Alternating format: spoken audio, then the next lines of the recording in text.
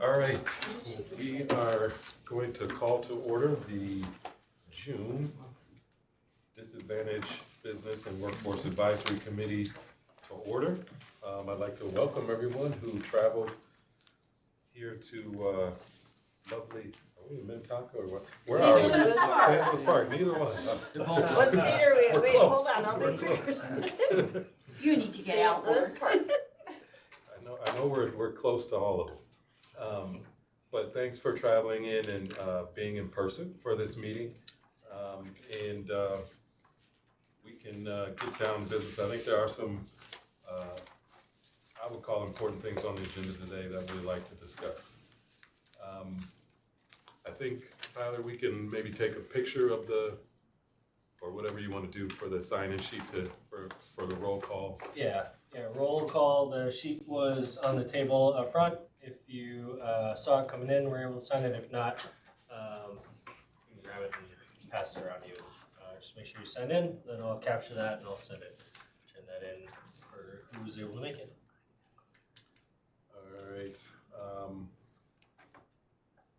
Hopefully there was, or actually I'll turn it over to Tyler. Yeah, so review the meeting minutes from our last meeting was sent out prior to today.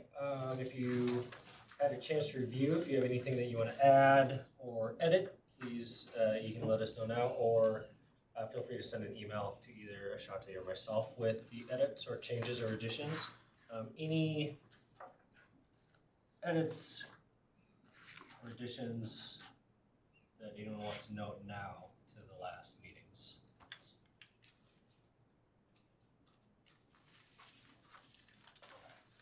No problem. So again, if you haven't had a chance to look at it and you do later and have anything, just feel free to send that over to either myself or Ashante and we can get that.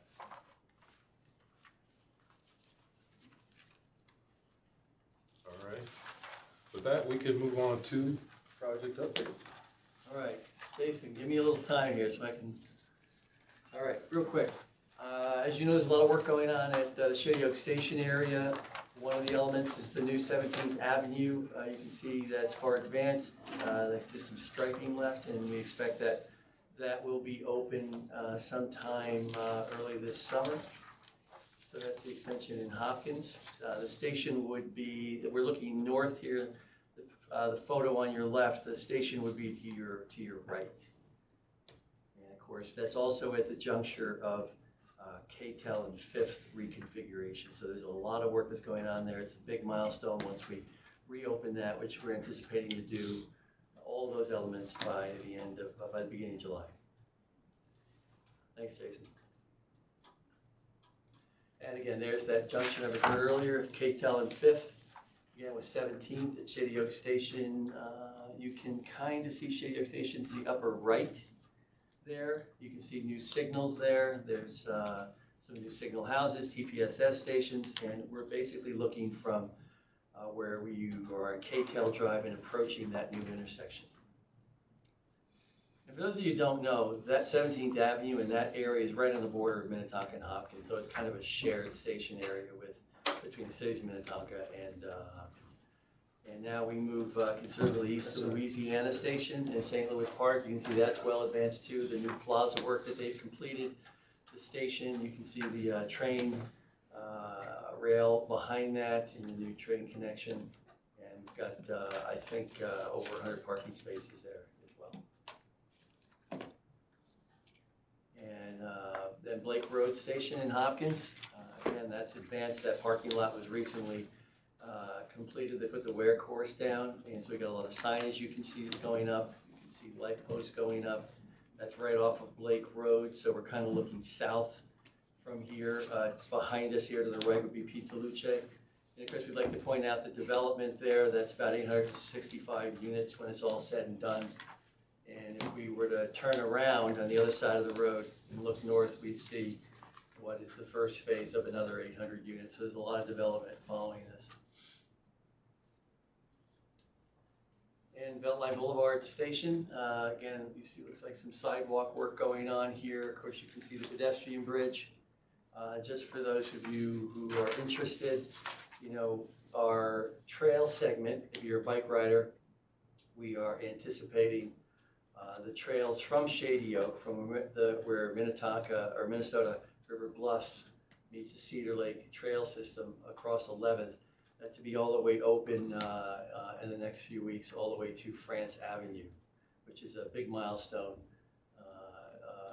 to announce that. We got a lot of people excited about that. But again, you can see the Beltline Boulevard. Just as a point of contact, a point of interest there, how many people know that there's a color called St. Louis Park Blue?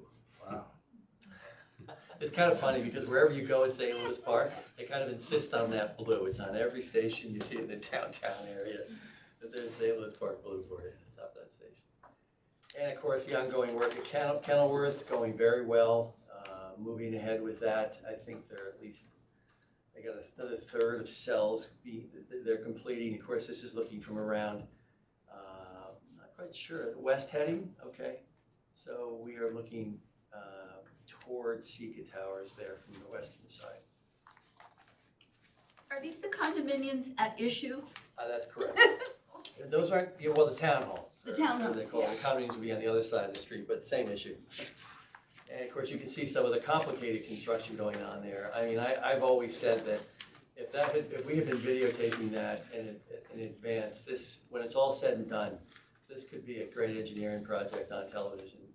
The level of professionalism, the problem solving, right from divers, right to all the different trades required on this tunnel, and the level of construction. I think if you remember years ago, we used to have to pound down, the supportive excavation, right? Those big metal pieces there to provide, the ability to dig down into that area and to hold the earth back. At one point, we had two, I think, of the three Geikens, which were these super deluxe press pilers. There are only three in the whole world. I think at one point we had two here, just to keep the noise down. But just as a note, just to say how complicated it is. Of course, on the right-hand side, you see those towers, Sika Towers. You can see at some point how close we are to the garage there and how delicate that construction's been. But there are no more known unknowns, I don't think, more or less, knock on wood. See how far apart? We're moving ahead. Right, about 18 inches? I mean, so when you Yeah. talk about how close, Yes. It's just amazing. So, I'm just curious, how has the safety been on this project? Something to brag about?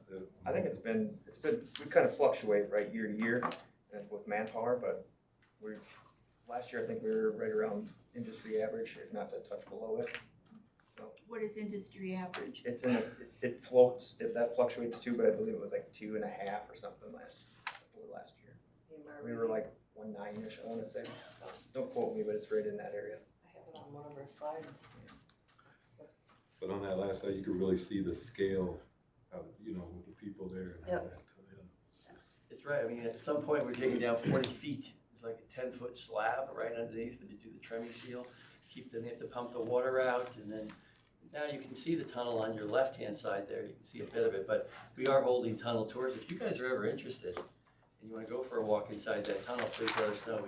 We could arrange that. When we tried to do it last year for these guys, they all said no. You said no? Okay. Shadi goes, we could talk about it from the parking lot. I think we need to pull quotes from the project together. That was one of the best. Those days for me are long. Long gone. There's nothing better than standing on the bottom and watching a fully loaded train go by 10 feet away. Yeah. Come on. It's narrow, right? Yeah. When you get in there, you see The how close. catwalks Yeah. that you took, Yes, what yeah. was it, Lake Street Works? Yeah. On the catwalk and the water right, yeah, it's pretty cool. It's amazing. But yeah, the tour, seriously, that would be fun to do a Let combined us know, one. because it's an amazing, because you can walk right through most of it now. If you want to laugh at me, that's fine. I remember that this, I don't know if it was an engineer, but they had these slabs up on this, they were building a bridge, brand new bridge over this pass of water, and they just had basically wood pallets leaned up and walking, and he's just walking up, and I'm like inching up, and he looks back like, come on. That's what you'll be looking at there. That's how far advanced it is. That's the Okay. tunnel there, so you'd be good. All right. Yeah, actually, we went through, I think it was about 2 weeks ago or a week ago. Right. We went through part of it. And it's interesting. I did not know that the whole technology's changing in terms of, the way the rails are supported. So you got those cement columns here. And the plinths With the down below. clips, yeah, and the shock absorbing, pieces here. Yeah, and what's extraordinary about those, again, talking about the tradesmanship, here is, it's all rebar, of course, before it becomes concrete, right? Before they pour the concrete, all those little individual plinths on the right and the left where the tracks will go eventually. And each one of those housings for those bolts to set those, or those shock absorbers more or less, are all set at the rebar stage. And of course, none of them are exactly the same height. There's remarkable precision here as the elevation changes, right, as you turn right or left. And that's true throughout the corridor as you go up bridges, down bridges, around corners. It's a remarkably precise process to get to the point where then they have to put the track and it actually is where it needs to be when it's all said and done. All right, again, this is the eastbound boat section. Behind us would be the beautiful Cedar Lake bridges, right? That's another great milestone success story there between the 3 different bridges that we built. So this is going down in, so that's what it'll look like more or less. And of course, over top of it, later this year, we're putting out a landscaping contract that's been in the works for about 7 years. So it's going to be a lot of work, extra work's going to go in the beautification of that whole top of that whole tunnel. And Bassett Creek Valley Station, you can see there, the Ped Bridge on the left, and then of course the top of the vertical circulator there, which is that 21st Street, I think, is that where it connects there? We've been here, we just couldn't get in. Yeah, that door I had a hard time getting into. Was it locked? Yeah, it's Yeah, locked, I- and I didn't wear my badge because I didn't know it's that time. Yeah.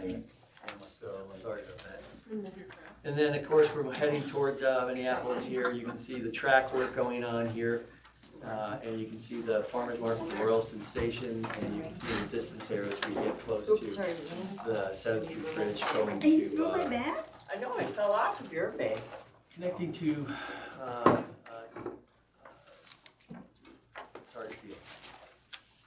Maybe one more. Jason? There you go. You can see that final bridge as it's connecting to Target Field. You can see how far that's advancing. And you can see some of that rebar and the plinths on the right-hand side, before they pour the concrete and the tracks will sit on top. Okay, Jason? Any more?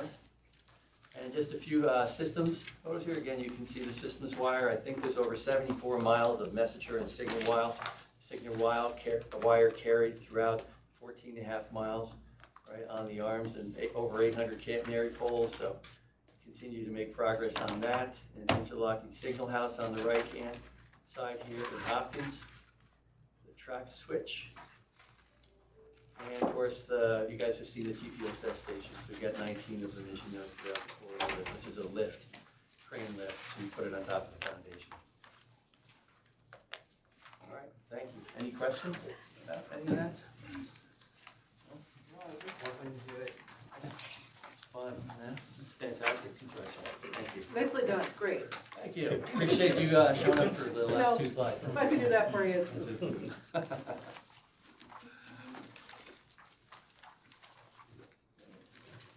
I like though how you bring up the trades, seriously, because this project, It's amazing. it's awesome. Look, I don't want, I took a trip recently, right? I have a son who's over in Europe. I took a trip over there. But when you travel anywhere, what are you looking at? What we do here. Tradesmen. Yep. If you don't have the work of artisans and tradesmen, there's really nothing to look at. Right, yeah. And yet nobody knows who any of them are. You know? There we go, Rick, huh? There's our, yeah, very cool. Thank you.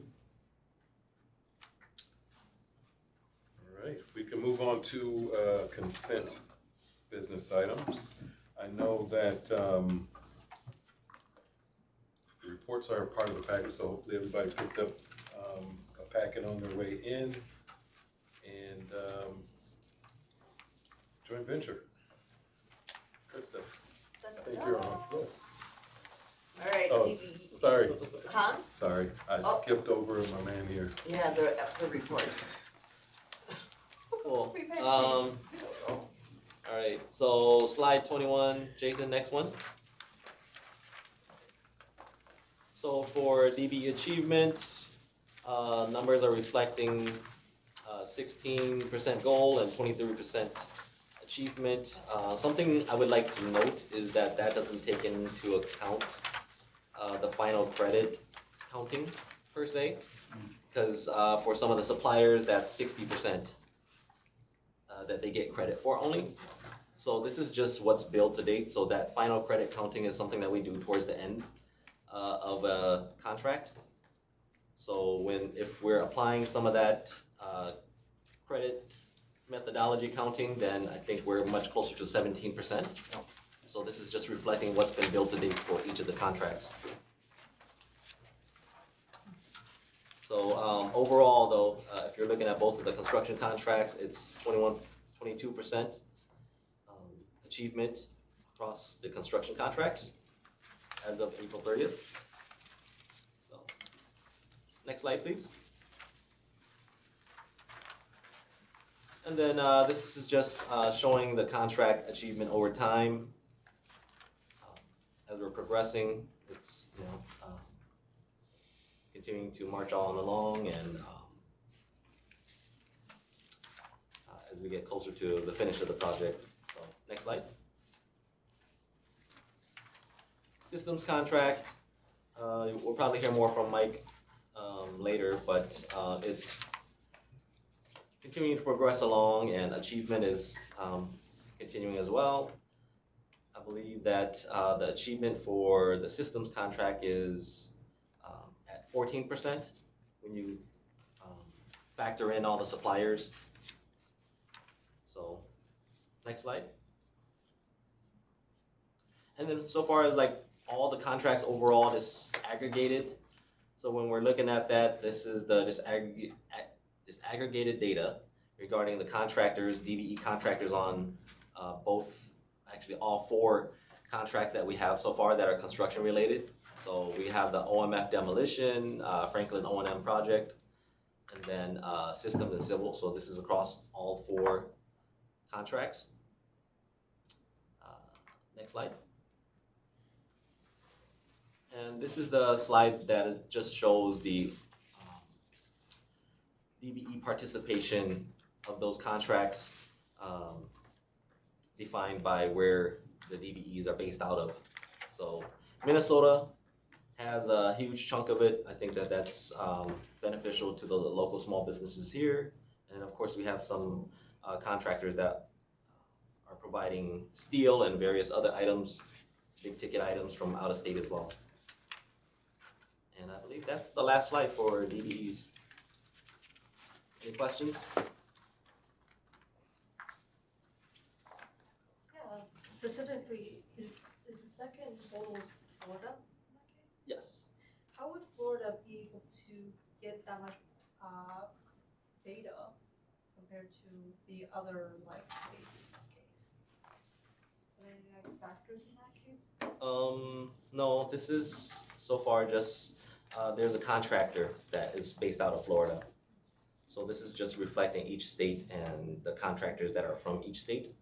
So Florida has a contractor that has about a $20 million contract to supply, I believe, rail to us. So that's just a coincidence, or What do you mean? that Florida has such a significant? I believe that it's probably the prime contractor selected that as a, We're right here, we Supplier, can answer that right? directly. Yeah. I'm like, wait a minute, I assume, no. Well, it would be You less know. surprising if Illinois and Wisconsin had a bigger funding, like. Yeah. Oh, it's a bid project, yeah. you know, so when people bid the project to us, and then the prime goes through the bid reviews, it's low value, you know, low dollar, of course, but it's also qualified. It's what are their skills that they're bringing to the table to be able to do the work that we talk about at these meetings and stuff. And they're one of the biggest rail individuals that have done, they've worked on all the light rail projects, is the one based out of Florida. Okay. It's one of the only ones. Okay. 'cause What's you- the name? Railworks. Railworks. Oh, it is Railworks. Yeah, because you think about Chicago when you think about rail, Yep, and then I'd say Wisconsin's close, and so if you were talking about moving equipment, I would think they would have an advantage, because they'd be able to get things in place cheaper. Yeah, I think to Krista's point, this is this industry, there's not very many players Yeah. nationally. So even Chicago probably is getting their rail from one of these players nationally, Philadelphia as well. So, and it's not, if you're not in this business, it's You not can't really, get it, it's yeah. not gonna, because it just doesn't, the math and the other things don't make sense. But there are certain industries like that where Yeah. it's very niche, and the folks that have the stronghold on it right now are probably gonna maintain the stronghold on it. You know, and the good thing to look at, you guys, regarding this, and I think about Ashanti, back to the, you know, first and second, and third light rail projects. This pie chart for us is supposed to show hopefully higher, stronger numbers in Minnesota, which it's so nice to see the higher, stronger numbers in Minnesota for this project compared to the other ones. Because we have been able to grow the experience, the qualifications for our DBEs to be able to work on, you know, be those on this chart, you know. Not all of them are there yet, you know, but that really reflects it. It also gives that opportunity, you know, I mean, look at our first light rail project, the GC was out of Chicago. Oh, yeah, I mean. Whoa, that just gave me a few more gray hairs, you Well, know? that's new, we didn't have any light rail here, Yeah. so. Yep, so it's cool to see the growth, so you had a great question. It's very, very So I have a good. question. Yep. Are they still doing work on this project, and if so, are they entering or submitting workforce data into LCPT tracker? LCP tracker, yeah, Railworks, all the time. They're one of our best Interesting. contractor on it. Every month. No, So they are they're not. supplying the stuff, the supply number, Yeah. the rail Oh, yeah. stuff It's coming is from a DBE. from Materials. underneath Materials. them, yeah. Yep. Sorry, kinda got all. Any other questions for John? Okay, thanks, John. We can move to the non-consent business, or move to Krista, JV. I think it's 2 slides ahead. We have a couple extras in here, Sybil, there we are, and one more, thank you. And I didn't change it to April. Go ahead to the next one that has the list. Oops, sorry. Whoop. Nope, now we're way ahead. Slide We 30. need to back up a couple, back to the DBE stuff.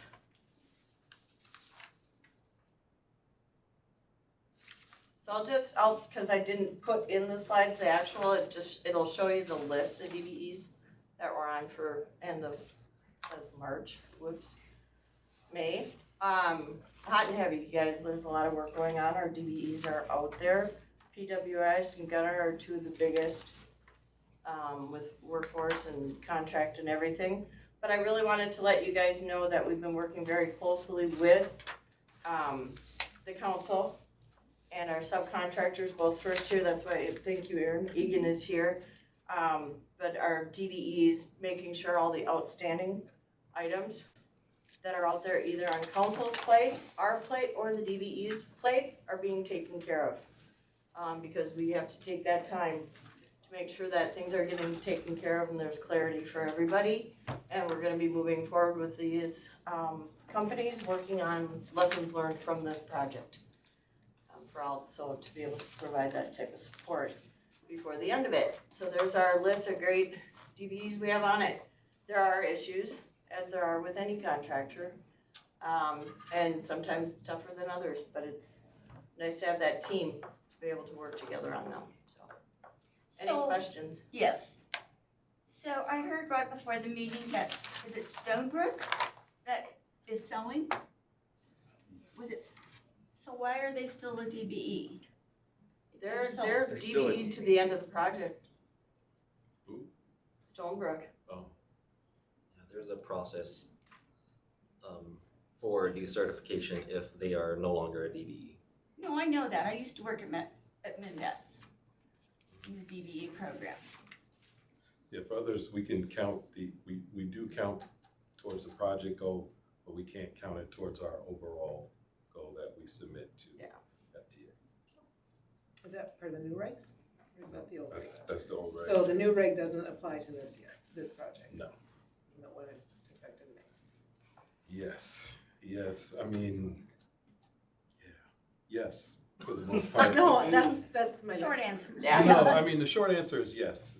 Specific thing and contract things. Now, I mean, there could, like if something went to USDOT for review or, I mean, very remote possibility. There is a possibility that they could view that through a new lens. I'm But- trying to wrap my head around that change, and the DVE ownership change is a big Yeah. one, right? On how, you Yeah. used to be able to count it through the whole project, now you can't. You can't, And- and for us, Stonebrook, for us, has not officially been changed over either. It's still to Teresa and everything, we are not. But Amtech did, and that's the deduct in Amtech, Yeah, because Connie is sold. Yeah, But I don't know if the new members are certified or not, because I kind of heard today they are. I will dig into that one. But right now, we are, what I'm reporting today is what I know today, legally. Yeah, and like for the DBE numbers, it's still reporting all the invoices that we have as Yeah. DBE. So with the DVE report, can you explain the boys water one, because it's very confusing to me. Original contact amount, 234,000. Deduction, 234,000. Previously billed 205,000. The math doesn't work for me. Why is that a deduction of the same amount of the original contract? Kathy's been paid, Kathy has everything, she's ready for her parts. I wish Kathy would be a great one to present it, cause these reports, it's like, wait a minute, no, that's why when I looked at it, I'm like, Kathy's on here. So I have to look at these, like we talked about beforehand, go over it with him, because this is stuff that is sent to the council by our team, and then, but we have stuff that goes with it. So let me check into boys again with Kathy. There was something changed on it, but Kathy's amount, and I'm sorry, Kathy is the owner, Kathy Boys. She's been paid, she has her material, the supplies. Well, I know she's been paid, but on this report, I it know. says contract is a negative, so I'm like, I don't understand. Don't know either. I mean, I kind of understood the Amtech one, Yeah, but this one's been paid, but it says that they don't have and the this has, contract. Kathy's, the boys one has been on here for some time too, so. We'll get that one. So Barb, like these numbers that I'm putting on here is numbers that we received from LMJB.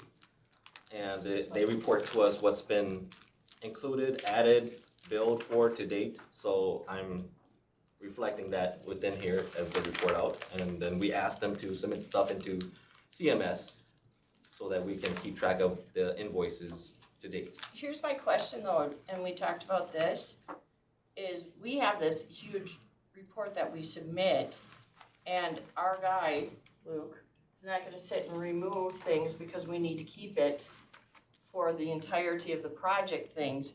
But Dion, just so everybody knows, no, they're not on the project, we're done there. Chippewa Wood Products, because of a scope change, way back at the original start of the project, they were no longer even a part of it, but because we had submitted them at the beginning of the project, there was their dollar value, they're not on it, cause they can't supply that specific item that was called out, cause it's no longer there, the scope removed it.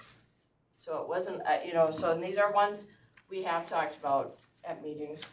I'm just I going get into that. more detail. This math doesn't work. Every other one works on here. If I'm looking at my I reds. I said I will check into that and we'll get back to you on Kathy's with boys, we will do a I was kind recap of to going to John everybody. then, when he's saying that this is that they, Yeah, do you see what I'm saying, John?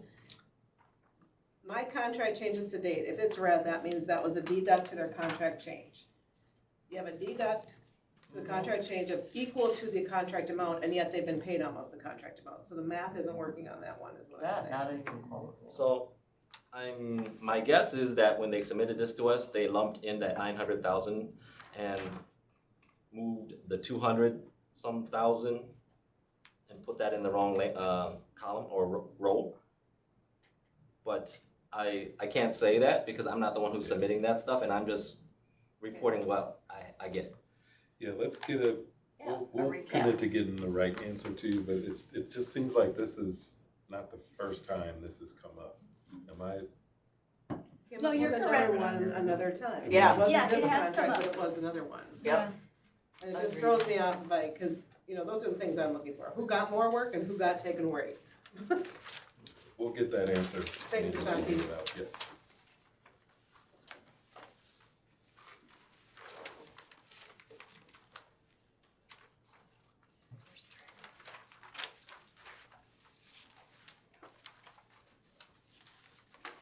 And just on that, so I don't have to bring it up again, then if I look at the Aldridge report, At the what?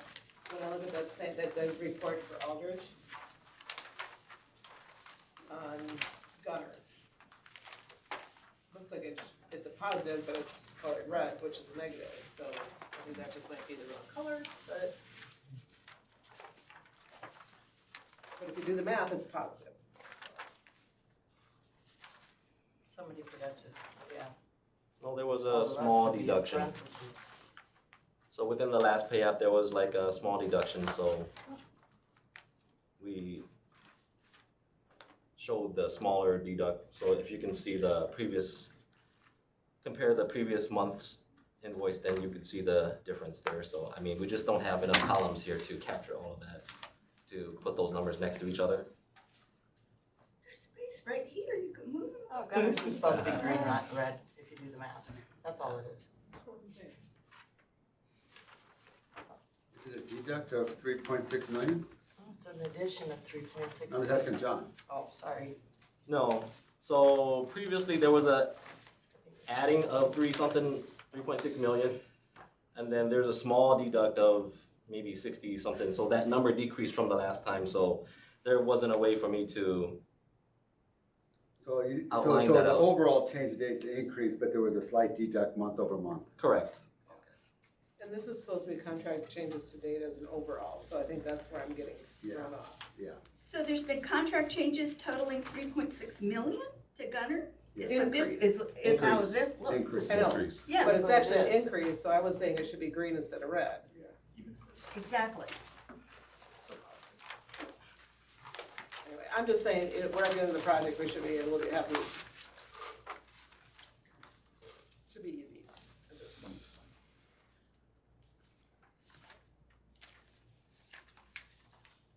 I know, it doesn't seem like the end to you guys. I was just gonna. We're about halfway through, I think. The end for me. Krista, you want to continue? Halfway through. I was waiting till these guys were done. Yeah, let's move on. Please. Next slide, please. And the next one. And boy, that's a great one to read, but I got it to you today. In and out report. As you guys know from previous, those that have been a part of it, we show each month our breakdown of the Lunda, LMJV, and CS McCrossin, people coming in and people going out, transfers, rehires, returns, and new hires. This report, how many people have seen great value over this since the start of it?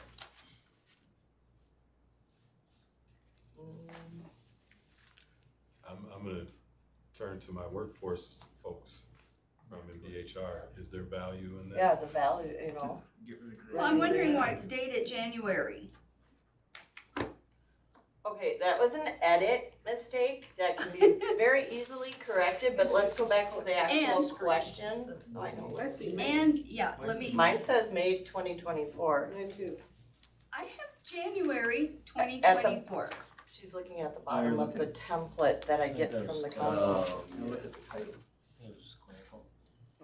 So, But let's go back to the important part of it, please. So let me ask this. The transfers, is this what occurred in May? Correct, Okay. yes. so is it possible, if you wanted a report like from the beginning of the year till now, so you can kind of see the flow? Oh, yes, we've done that. We do about quarterly, you guys, want me to say when we show the big? But the transfers, it's a lot of work. This is one person, it's getting data from the 3 different companies. And each month, yeah, I could do that. Again, if you see the numbers from January to now, look at even right now when it's busy time. you know, I wanna, what I'm wondering, I think what you're asking for is much more valuable than just showing each, you know, and it's, Yeah, this is very incremental. and the thing is, you guys, is you wanted a breakdown of the transfers, our rehires, and our new hires. On this project at this point, the numbers, you're not gonna see anything major, I mean, it's not everybody. This is just Wanda, LMJV, and CS McCrossin. You know, so all I wanted to do today was ask, cause we're only looking at 3 out of 50. I'll take a stab at answering that question. Thank you, Ashanti. When I used to be in workforce compliance, this is something that I would look at. Yeah, Maybe not share out in a reporting sense, but it was probably something I would be talking to you yep, about. But to have it in a report, I don't know. So that would be my answer to that. Second point or question I had, just shifting gears a little bit, are there any subs that are like, have major work going on this summer that? So to answer that, I'm glad you did, cause I didn't bring up, when I mentioned about all of the subs we have, on my monthly reports that I get from our subs, it is asked this, and it is I have PDF, and each month it's submitted then to the Department of Human Rights.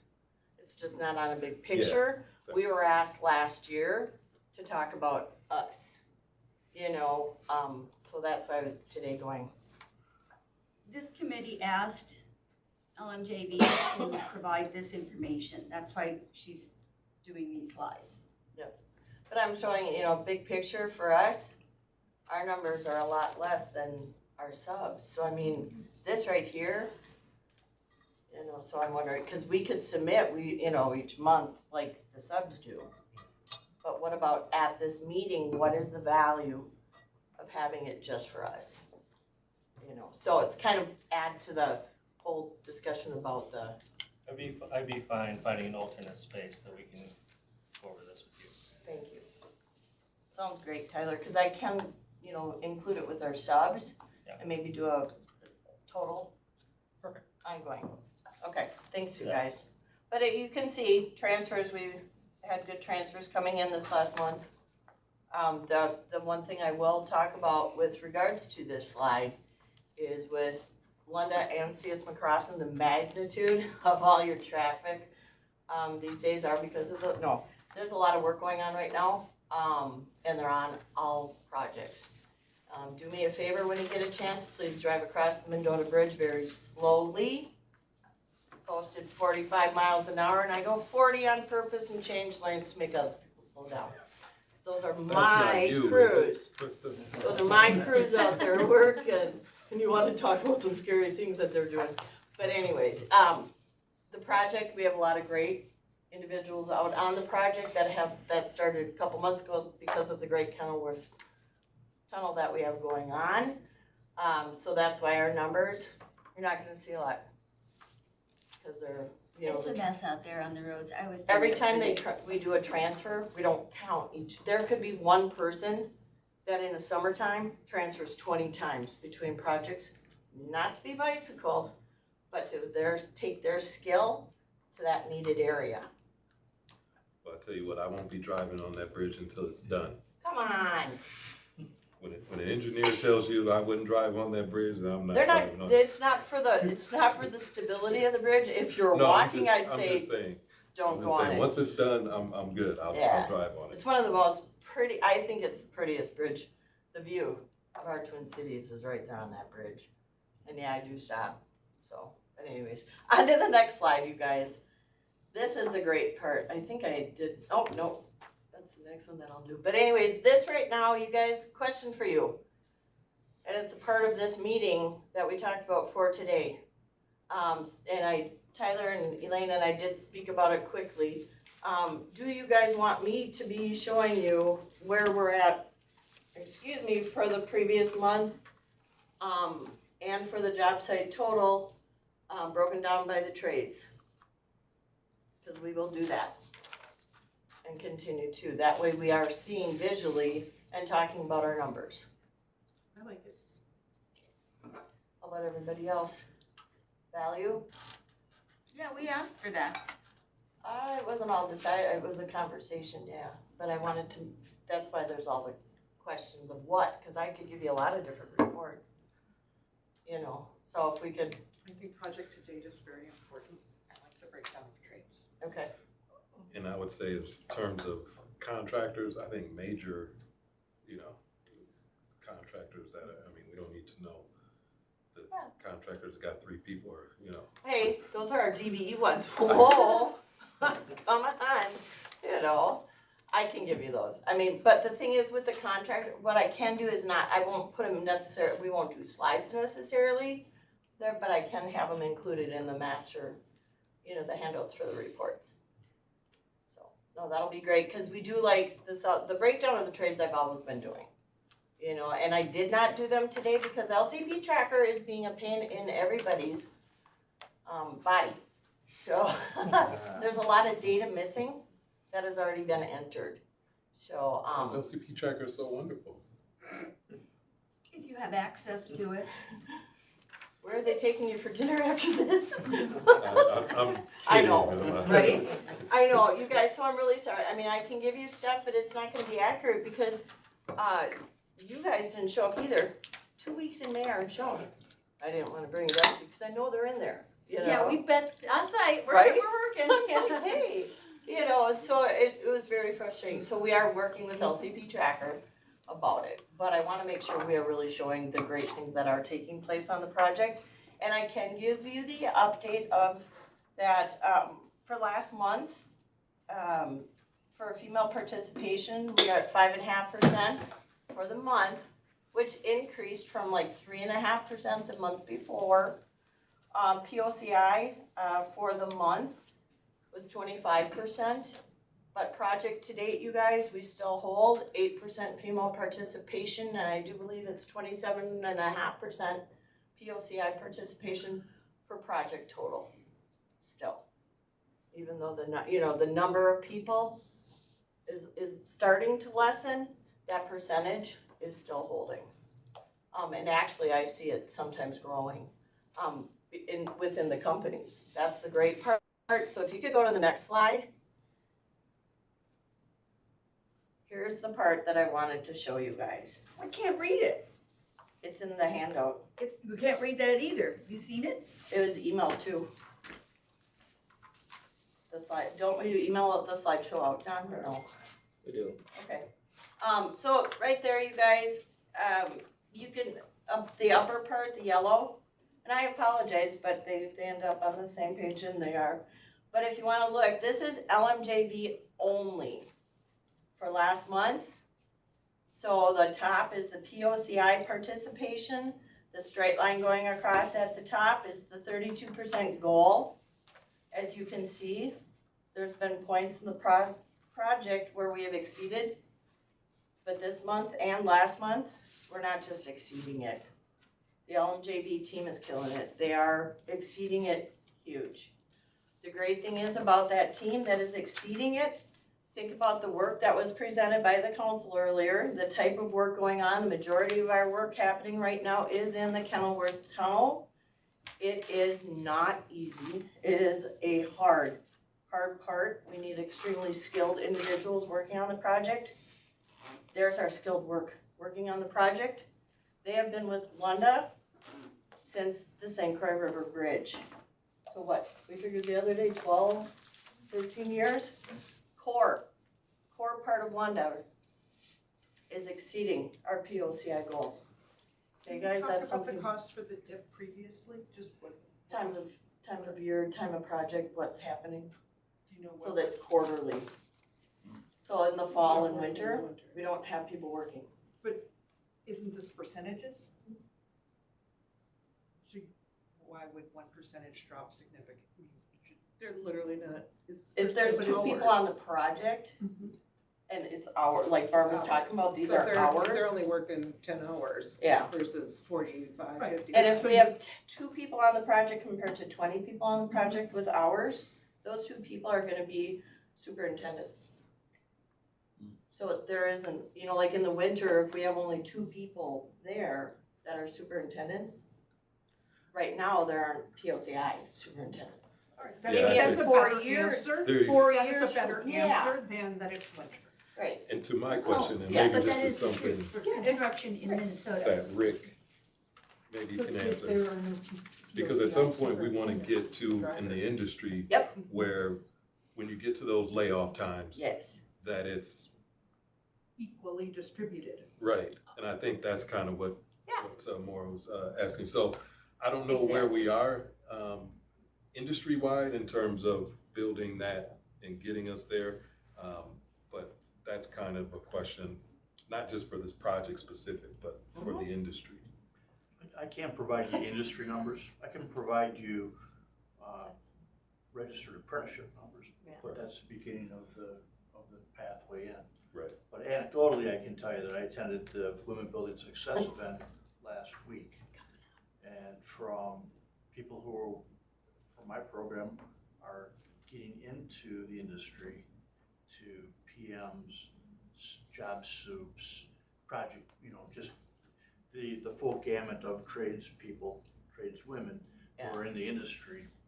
There's a few hundred people in the room. I have a slide for And it. business agents, assistant business managers. So I would say in that room was a good representation of the growth and participation in the industry. From registered apprenticeship, I can tell you that from the year 2000, registered apprenticeship numbers for participation for women in construction were probably about 2.8%, somewhere in that area. And today we're right around 8%. For veterans, they're always similar. They run similar to the participation by women. So about the same event, although they're a little bit lagging right now. They're probably 1% down for people of color. I think the latest participation report was about 23% for people of color in apprenticeship. Yeah. So if you think by and large that will, and people in the apprenticeship end up out in the workforce, you're gonna see some significant growth. So, and just data, numbers not supported by data, but anecdotally I can say that we're achieving what we have set out to do just by virtue of everybody around the table and organizations like mine, the trades, nonprofits in the community, workforce, different state agencies, city, county. So we're getting there. Yeah, I think that's important to know, both from just a standpoint, because when I see 8% on the project and I know that there's 8%, a lot of times people, I want to say yell and scream about, this 20%. I'm thinking, well, where is it gonna come from? We should be focusing on directing people to those apprenticeship programs and growing. By the way, I have pool instead people of available yelling that have about- graduated my program right now for you. So if you're looking for workforce, I do have people waiting to enter the industry who've been through my program and are. We talk are weekly excited to about get it. in. But right now, we're looking at just today, this week, I found out we have 9 people from my program going into electricians local 110. We've had a couple go into 292. We have 3 women who are in operating engineers right now on various projects. The Building Strong Communities has put so far in the last 2 years I've been here over 90 people in 21 different occupations. So, just by continuing to support our work will help you all meet the workforce goals that you're looking for. Thanks. And we'll get into that more in future slides. Next slide, please. Here's some of the stuff that we are talking about, that has been happening. Mo.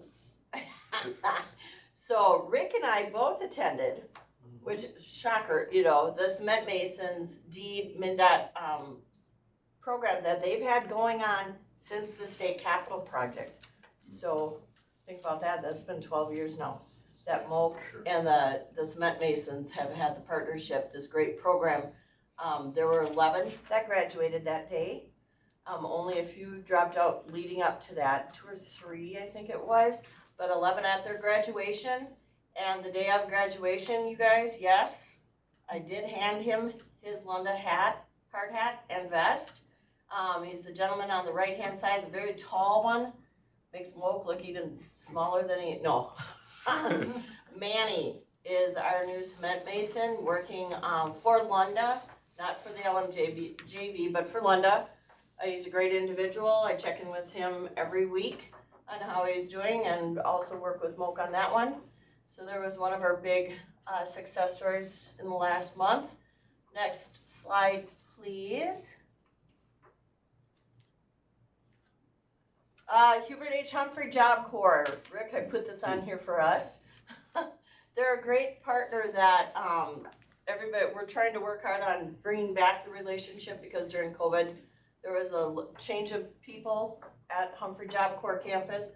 They have a great construction program there, you guys, that encompasses 8 different trades right now. The painters are right there on their campus, which is really cool, the union participation. The other thing that they have there that really helps us out on the light rail project though is their transportation program. It's mainly railroad, but it's all other forms.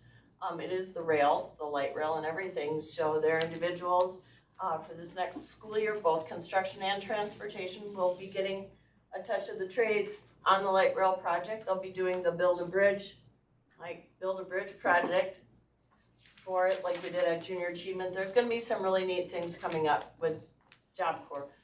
If you guys don't know about Hubert H. Humphrey, please go to their website and check them out. They are a high school driven program that really helps the communities below poverty level especially, which is really neat to see these young students on the campus and the respect, their values, their excitement there. They provided the lunch the kids cooked for us that day. It was pretty cool and neat, but it was a quick one. Next slide, please. So here comes the one right If you don't mind, so from Hubert H. Humphrey, we had 4 participants. I forgot about that, yeah. One young man is going into the military, good for him. And another gentleman by the name of Sweet December is a terrazzo finisher for Christie Brothers and Company right now, and is working down in Rochester. So they've become a great source, a great partner for us to go and recruit from. So they have a great program. They want us to do an outdoor event with them next year, 4 buildings strong. Happy to do it. I kind of thought you would be. So, If I can just say I love something it. about the Cement Masons program, because not everyone is familiar with it. I think it's a great example of cooperation. 3 different government entities, federal government, state government, tribal government, all committing funding and support to this, unions, contractors. So it's a partnership, and I think it's a good model. Like I said, it's lasted the time, and so it is an important piece of the puzzle, and definitely glad to see that it's still Thank you, Sean. moving along. I really love it. You guys, the first year the program started, here's my lovely part, is when I was on the State Capitol project with J.E. Dunn, we hired one of the first graduates from there. And Marissa is now an educator at the training center, and I talk to her every week for 12 years now. She is quite the success story, so it's great. Moke and those guys there, the 49ers have a great program. I mean, it's growing because of what Moke and the relationships. So thank you, Ashante. It's neat. Here's another one that was a wow night that Rick had already brought up. The Women Building Success. So our union women, our sisters of the brotherhood, that they like to say. That evening, when I walked up the stairs into the event and saw over 300 people in that room, it was a wow factor. I can't wait to bring you next year, Brian. The great part about it, every single union was there. And not just the women of those unions, their business reps, their presidents, everybody was there supporting them. Government entities were there supporting them. I walked into the room, and within the first half an hour, we had over 15 people that were on the State Capitol Restoration Project from the field, all standing together, celebrating the fact that all were still standing there together. And at the levels that they're at this day from them, it was a very proud moment for many. So it was great. The room, you see the picture, the picture up in the upper right-hand corner. Yeah, you can't tell me, can you? No, didn't wear a hat. But anyways, the two individuals that are in the middle of that picture are the Mama Bear Pride. That is I almost said Marissa again. We have Lizzie and Izzy. Lizzie is the shorter of the two in the middle. She is our cement mason. The girl is incredible. What she is doing at her second year of apprenticeship, just rocking it. She's awesome.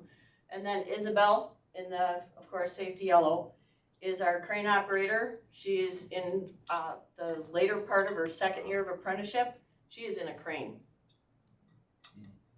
Check out how long it takes in an apprenticeship before you're in a crane. It's the end of your fourth year typically. She came from Building Strong Communities. Very, very cool. Both of those girls, those women, were nominated for Apprenticeship of the Year for this program. That's what the list there were, the nominees. So it was great to have them there. It was great to celebrate them. It was great to celebrate with Rick and with everybody that we talk about with this table. You know, it's all of us working together. So, any questions about those two events? Because I have another really cool one coming. I probably wasn't paying attention, but who sponsors this? All the unions and contractors that are signatory to the union, but it's the And unions. it's available for contractors, Building Strong Communities, sponsored tables, so I had 8 participants from our cohort this year and our previous year. We actually had 2 honorable mentions for Apprentice of the Year, which is pretty cool, I Yep. didn't know about. So there's, it's a great organization. It's very low key, but when they do get together, wow. Yeah, it's phenomenal. They have, oh, sorry. Oh, I was gonna say, if you don't tear up just a little bit as you're listening to some of the stories. Oh. I got choked up even just seeing the picture again, you know. Even the honorable mentions, their nominations were read. It was very, very moving. It's very cool. Great thing is, the majority of people sitting in that room this September will be heading to New Orleans for the National Conference for Women. It started 10 years ago or so, the big part of it.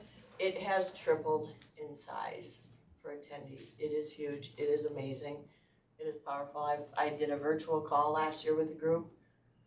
Wow, is all I have to say. And so to see the growth from, 20 years ago, women in construction, to when I sat on the board for changing the goal from 6 to 20%, wow. We tore apart the report from it the other day because of the number of diversity in our students and everything we keep looking at.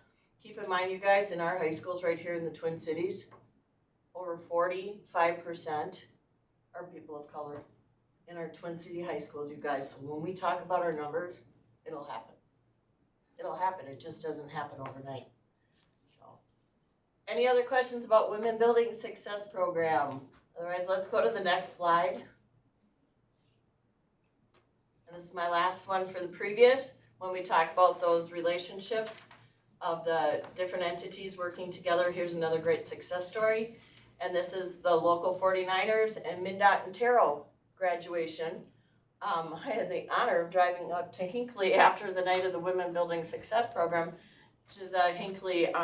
If you have not been to the 49ers Training Center, highly recommend it for everybody. It is a drive, but it is worth it. Excuse me, it is massive. It is exciting. The people there, again, the trainers that are at the center belong there.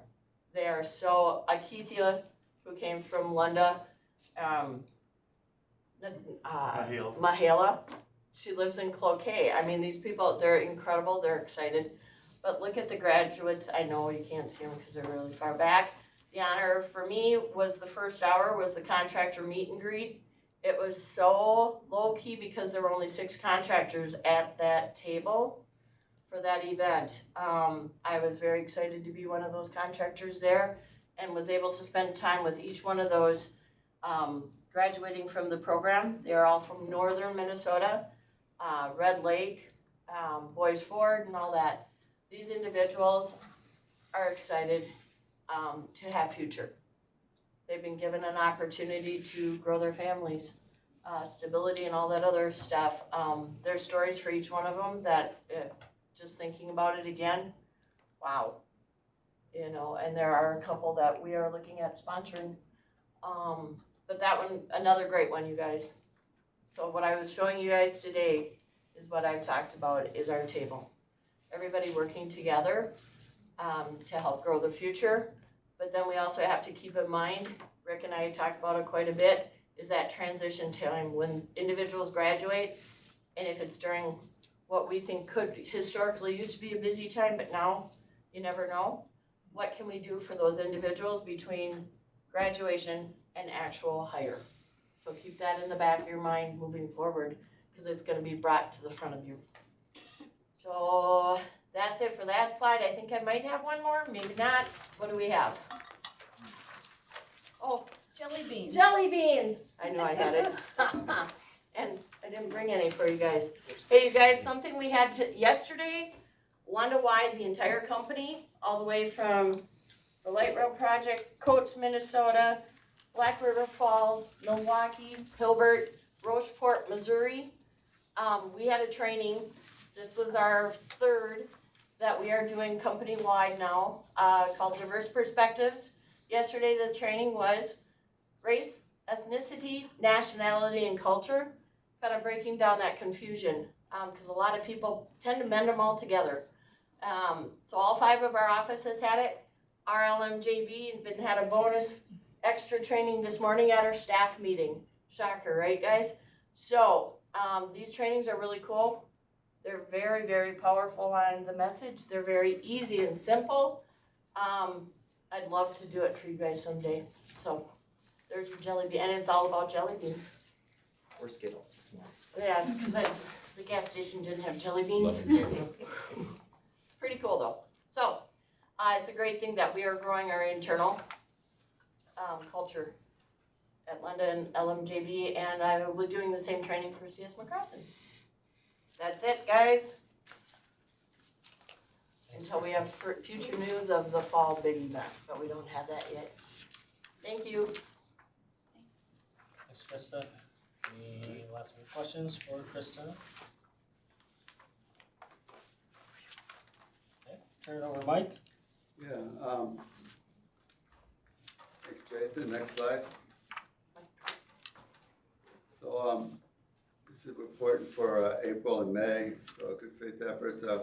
Participated in mock interviews in May at Summit Academy. We'll do it again in July. New subcontractors that began reporting certified payroll in May are Stonebrook, On Call, and Minger. So they were reporting in May, so those new to the job. Next slide. So in April, we reported 5,600 hours for the project, and 72% of it was electricians. We had 5.5% female, 22% POCI. I think the reason why the female was low is just we just had 2 subcontractors delayed hours. They got reported in May. That's why in May we had 10,000 hours and we reported 15% female and 25% POCI. So I think there's a timing difference there for the most part. We're holding steady through the life of the contract. The POCI number is about 22%. The women is about 11% through the life of the project. And we expect that to continue, if not increase during the summer months. We were looking at projections with our meeting with the Minnesota Department of Human Rights. You know, Aldridge has got about 130,000 hours left of the job. We've done about 90, so we plan to average about 8,000 hours a month. We're gonna hold steady with the crews we got. With the Premier, we don't see much adding. With Aldridge, we don't see much adding. As the work is released, the station work, the platforms are almost done. I think we've got 3 more left. Should be done by the end of the year. So there's not gonna be much more civil work. And so next year it's gonna be, you know, mostly electrical and then the lighting in the tunnel and fans, different stuff like that. So the crews are gonna remain steady. We'll bring on landscaping maybe later this fall. So we don't see, you know, increase in a lot of man hours. Or they're just holding steady. That's what we're doing. We're just steady as she goes. But not a new hiring. The DBE subs. The next slide, please, Jason. DVs that reported hours in April are Gunner, Bald Eagle, Safety. And I think, Elite Fiber Optics and Voltron, we're definitely working in April, but their hours got reported, in May, so that's where probably the dip is. And that's all we have are there any questions?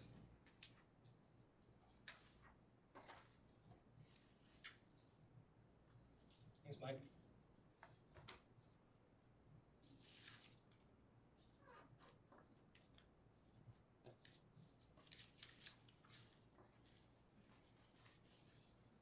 All right. Next slide, Jason.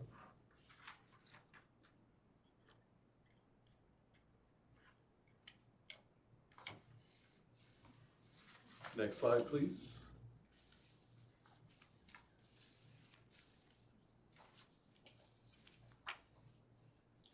All right. One more. Yeah, one more.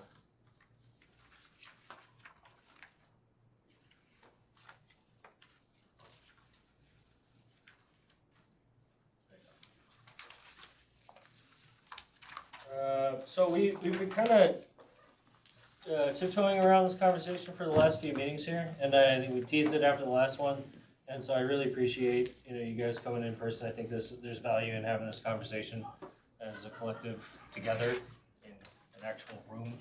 But I think a couple things that we have been kind of throwing out there back and forth. Frequency of this meeting. I think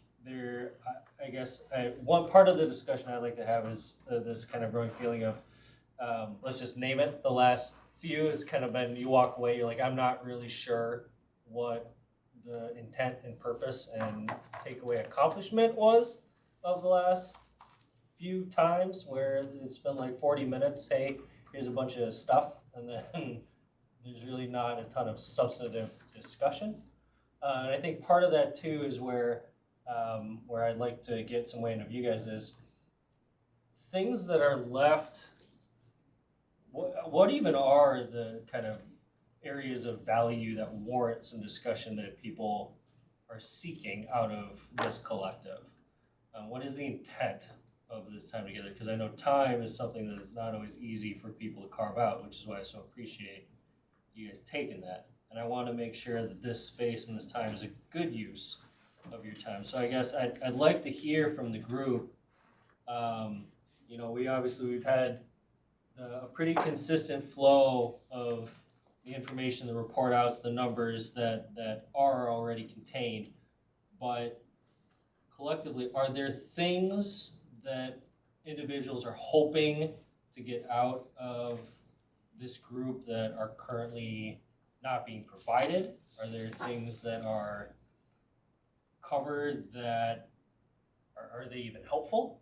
Are they not helpful? Like, help me figure out the kind of resetting the framework of intent of our time together in this committee. If I'm looking at it, I would like comparative information. So if you're giving me data on, say, this period of time, then I would like to look at what did it look like last year, and what are the things that we thought moved the needle, and then, so we know what we need to do more of, what things didn't move the needle, so what things do we want to do less of.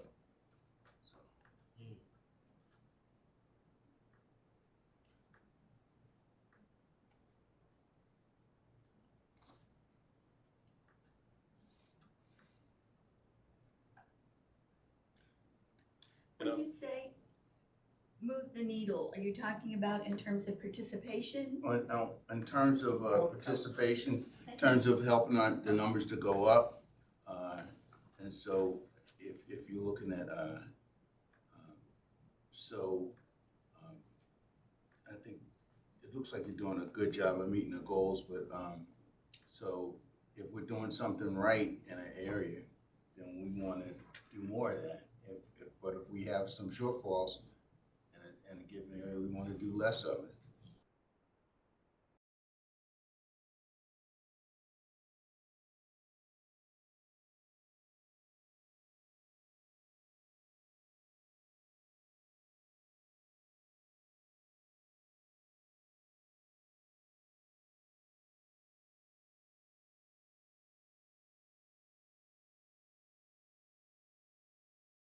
jobs are really difficult in terms of getting enough people in those positions, right?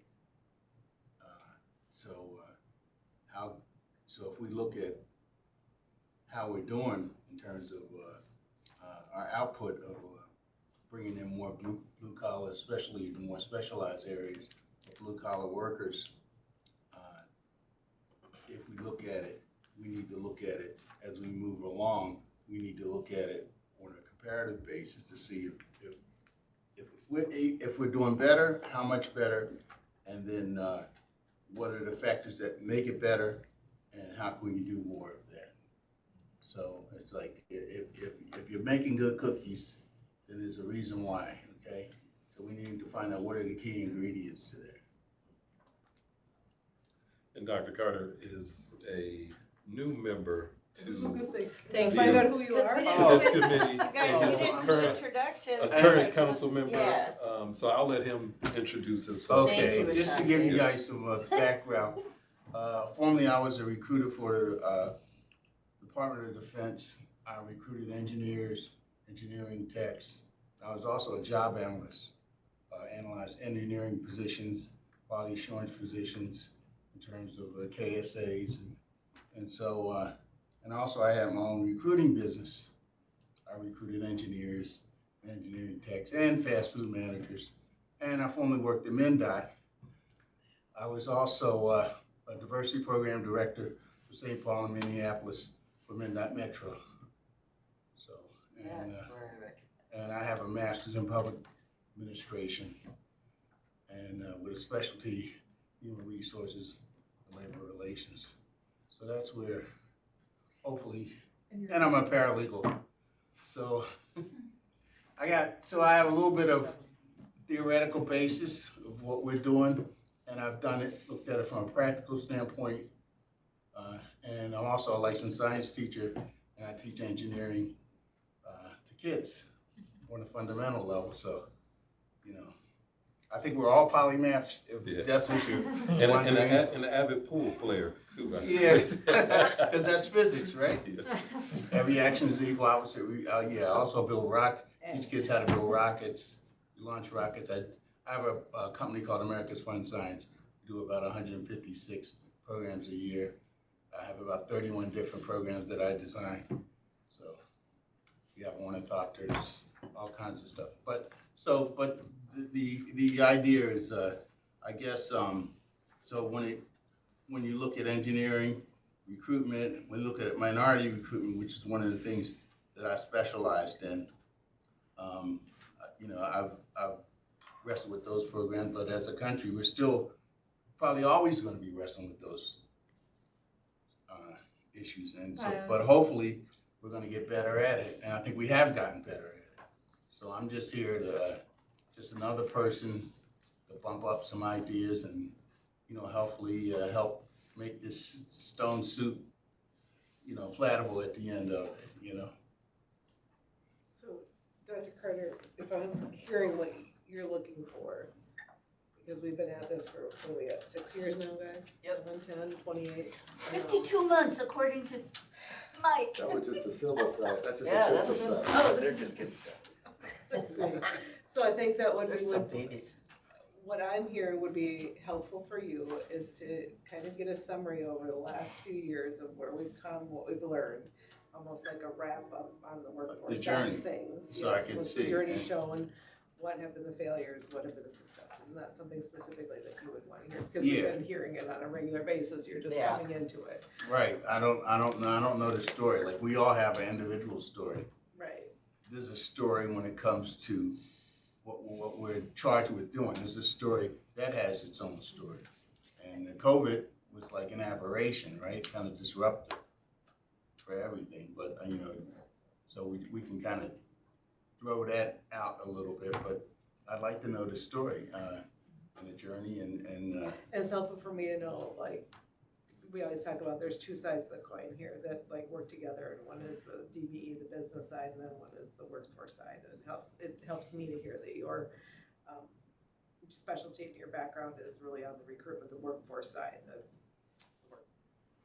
I am a small business owner now, and I'm veteran, so, I'm a Navy veteran, so. Thanks for your service. I knew I liked you. I was. So Throwing for- stuff down. For me, I'm the business specialist here, so Okay. the small business, DBE, that's my world. So when people are talking workforce, they know that I'm kind of, Oh, you've come a long way though, Barb. To build on what you were saying, Dr. Carter, I'm in another space where we get reports monthly that show where the workforce is this month, where it was last month, and where it is in the project overall year to date. And then where it is full for the full project. And that does help create that sense of, are we moving in the right direction? And sometimes we also, well, and in that space, we also get reports for all the different contractors. So you can say, oh, that contractor's numbers shot way up. What did they do in the last? Right, because maybe it's something that they could share, or Yep. we Oh, we expand built on a that. relationship. And with that's them. what it is, it's really like, you're, it's just like if you design a vehicle or a rocket or whatever it is, your first prototype is gonna be really a wreck, right? And it may not even work, but, you know, you're gonna test it and you're gonna refine, you're gonna test, you're gonna refine. It's just like with the CCAN problem that we had, you know, we had to send divers down and all that, and you go down there and the sheet is split on a rock. But as we moved along, we became better at that. I take your word for it.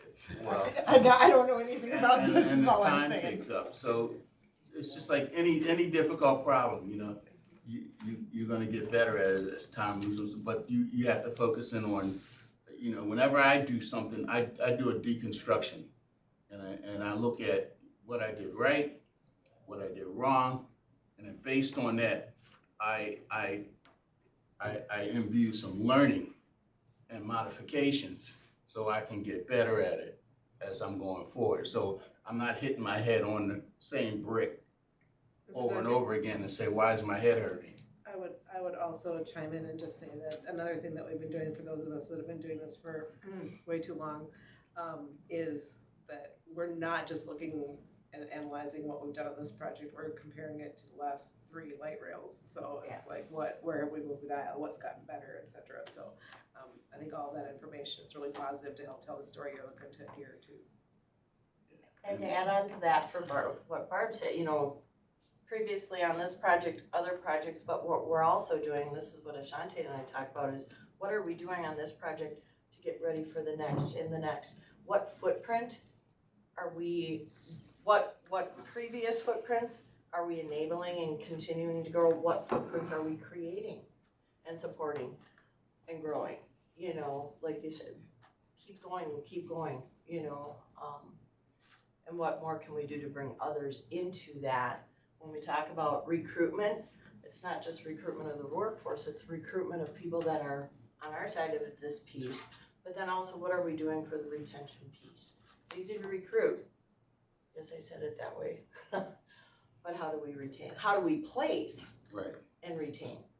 You know, and so that's a great thing, I think, for this table. And it's also for both workforce and DBE. And it's a big part of what we provide as building strong communities, is not only the recruitment aspect of it, we have that down, that's pretty easy. Inform and educate, an immersion into the industry so that everyone fully knows what they're looking at. We have that down pretty well too. In placement, as I said, we've got over 90 in the last 2 years. And prior to my arrival, there were more.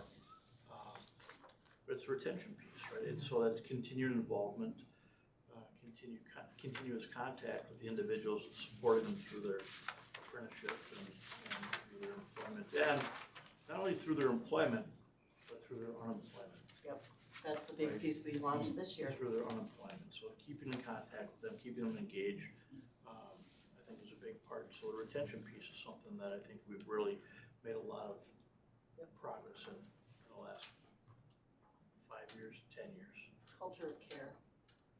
And I think the part that you hit on that is most important to me. Now where we are in the project, and even me as a latecomer, it's hard to, I've I've been here 4 years, but I'm still late comer to this, to this process, is understanding how for the next project. Yep. Not only so that we're not talking about it, that we can actually build it into the structure and framework of the next project, so that we're not talking about it, that Right. we're actually experiencing it, like you're saying, learning from what we did and saying, hey, did this work? Did this make sense? And is it moving the needle? Because when you're in this project right now, some things are available, and yes, we can improve and make, but there's some things that if it wasn't built on the front end, it's almost impossible to get it moving and incorporated. So that it is important and to understand that, and I think that's a great point that you brought to the table. Well, you know, I wanted to be part of this because when I first came into council, I really tried to restrict what I did because, you know, if you try to do everything, you wind up making a mess and not doing anything. Yep. And so I try to be very targeted and very judicious with my time. So now I'm at the point where I want to step out a little bit and spend some more time to do things that I care about. And I care about, obviously, the whole DBE concept and moving forward with that and just being part of this team. So I care about that a lot. So it's affected my life. And hopefully I can put a drop in the bucket. You know, if we all put a drop in the bucket, it's going to rise. But if we look for someone else to put a drop in, the bucket stays empty. Thank you. Appreciate your comments. I'm curious, because we do spend a lot of time really talking about workforce related stuff, you know, again, not just this project, but that groundwork for the future, but the Barb side of the world, we don't spend a lot of time. And I'm curious, I'm looking to you, like, what would be helpful to make this a better space that would be beneficial to you? Like, what would you like to get out of this time? Like, the things that you're looking for from this group that we're not like touching on that we should be factoring in? Is there do more, do less? Like, 'cause I don't feel like there's a equal distribution of like time spent and discussion. There never is. So then that's why I wanna name that, and from your vantage and your experience, who's been here since. I was just looking around the table. Me, Elaine, and Maura are the only ones that have been on since Central Corridor and have been on these, and you That's were on right. some before us, so that shows the longevity of the three of us and all the light rails, et cetera, so. So like. Mike, for give me- it up, Mike. It was the Central Corridor He was on Central Corridor the whole time. the whole time. See, I was younger. Were you in these? He was It's on quiet River then. Street, right across from Burger King. I was there every month. I was there. Well, apparently you weren't memorable for me. Anyway, no, because he wasn't jumping on chairs. That's right, because there was a lot of jumping on chairs there. No, back to you, Tyler. As I've said before, the important stuff to me is the stuff, are people growing? Are they getting paid? That's why that number drives me crazy. That's why I'm on that number, right? Because if it's red, that's a deduct. You took someone's contract dollars away. And that's where I'm like, what's going on? I want to find out why people are failing. I want to find out what the changes are. I want to find out if they're getting paid. This has been the hardest job to do that on. Instead, I'm working in the background on that. And whether it's with that DBE and calling the council and talking to Ashante and, you know, trying to figure out all the details, and so I don't know that belongs here, or it does, I don't know. Sure. The success rate to me is, you know, these not paid to date stuff, that number doesn't even coincide with what's really happening, so that's worthless to me, so. Fair. It's more having a place when there's a problem that people can actually bring it up, and that they know that this is a safe room, that everything stays in this room. Because we're talking about really sensitive things when we're talking about people's businesses. And I think that's why I don't bring things up, because I'm talking about sensitive things that are people's businesses. Sure. I know on some of the other projects, Barb, the interchange, for example. subcontractors, DBEs would come, you know, the contractor would bring them and say, this company is having problems, they're not getting paid in time, this is, you know, and they'd get to tell their story. And you're right, we don't hear about that or see that in this, on this project. And I think that's important. It's important, it's been a struggle because with this project and with the COVID and the extra costs and the change orders not being paid and all of it has been so convoluted and it's been a hot potato game of everybody blaming each other, which is why it's become just this individual, what can we all do together to figure this out? To whether or not this comes to the meeting, I don't know, I go back to the collaborative, you've known, I've said this forever. So let me do my DBE stuff and let me get out, because we're really never covering the DBE stuff, and you know that. When we were at the collaborative, it was the same thing. DBE just kind of comes down here. And I'm okay with that, as long as I know what's going on. I mean. But I see what you're saying. Yes, You and know, I look also at wanna. these things, or those things, and we're having this side conversation going, oh, well, this one just sold their business and stuff like that. I mean, Sure. that stuff is interesting to me because I don't know where the players are moving and what's happening and why some of this is happening. I literally just found out this morning at a government meeting, that that Connie had sold her business. Hadn't even been told That's this. why I'm like, And she's a past board member. I'm like, Yeah. what the hell? You know, so it's really hard to keep track of with some of that stuff. the But one thing, thanks, I mean, I think that my needs are being met as long as these reports are correct and I can read them. I just wanted to make sure I that we're appreciate that though. carving out, like, respecting your and honoring your time and space and area of specialty, which is of equal value to all the workforce stuff that we talk about here too. I never want it, you know, it can feel sometimes like it just kind of gets glossed over. Because we're really, really crazy and it's really important in the very beginning. Sure. And then it's really important as we're wrapping up at the end. Yeah. And at the end is when I need that report to be able to tell me what's going on. Because I don't care about the overall goal, I never do. I want to care about the individual companies. so to support what Barb's saying right now, the one thing that we've talked about from the LMJB side, that is something to be brought here to this table because of it being an advisory group, right? Is we are getting towards the end.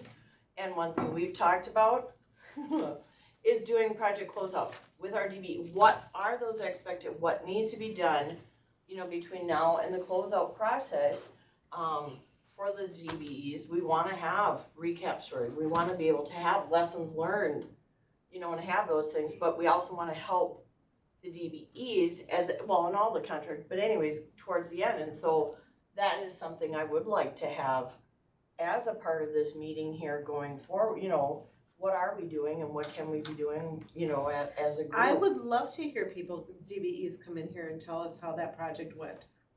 Have them scheduled.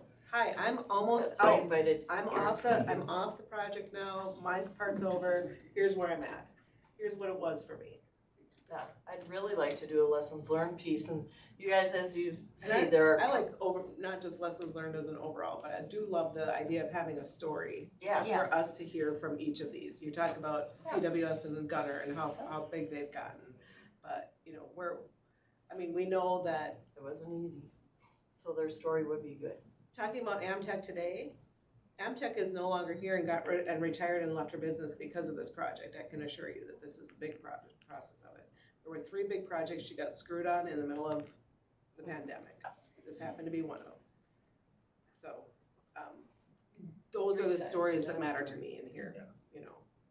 And that's the reason why I invited you guys, Erin from Egan, is who's at the table also, is because of the magnitude of DBEs they have working with us on this project, but also, and John knows very, very close, the stuff we are going through right now with a business that is also ready to potentially shut their doors.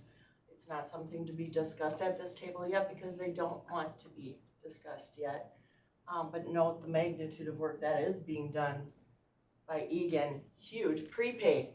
I'm gonna say this a lot, I am, way to go Egan, you know, but LMJV, the other subcontractors, the council, everybody working together to go through, I mean, we have pages upon pages that we are all reviewing right now.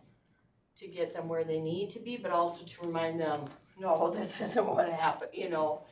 He said, she said, you know, so documenting. We have another company that we're working with also that's a first year DBE, you know, it's those stories, but also those, how to help moving forward, how to make sure the front end documents, from bid on are clearly spelled out of what expectations are, what contract, what compliance, all that. But also what education is being done to help support those DBEs so that at this end of the project, we're not doing all of this because throughout it's been done. What resonated with me, what Barb said is the stories, because we focus a lot on the numbers and the goals, which is important from accountability standpoint. But it is easy to forget or gloss over that we're impacting people's lives and livelihoods are impacted. We want to hope that it's positively, but sometimes it is negatively. And it is important to understand those stories to see where we can make changes and make difference. Those stories are important. So I am definitely, from that which resonated, I'm definitely supportive and interested in if those that are willing, that have either finished, wrapped up their work on the project, would come and share their story to this group. But I think there are others that need to hear those stories as well that are outside of this group. But for this group, I would definitely support that. And I just want to add, sorry, I was just gonna say, I don't think that I've learned more about what DBE goes through on this than what Gilbert went through with y'all. And that story has been what's given me the bone all along, is to make sure that doesn't happen. So it is important. as Shanti and I changed focus when we left MnDOT. You went to the DBE side, I went to the workforce side, because I was a DBE specialist at MnDOT. So that is very important to me. And I've seen a lot of DBEs go out of business because of projects. St. Croix, J&L Steel went out. Gilbert, we lost him. It is important to hear their stories because that's the reason Met Council changed their payment policies. Do you remember the 4 to 6 month payment that Met Council did? And they've shortened that, they improved that so that it is important. And we're working on some really smart stuff for the next one. Yeah. Like as things come up, as businesses are sunsetting, if those opportunities arise to have someone come and share, I think we're all in agreement that would be extremely beneficial. And we would all be in favor of that. So please make sure, let either me or Shante or John or Elaine know, because when we're formulating like the agendas for these meetings, like we are not bound to only this structure. Like we would love to be able to have some people come in and share that true experience and just be active listeners to really hear them out. I think what would be good is John and I work together, since we do work together on the DBE issue part. You know, we're active with those.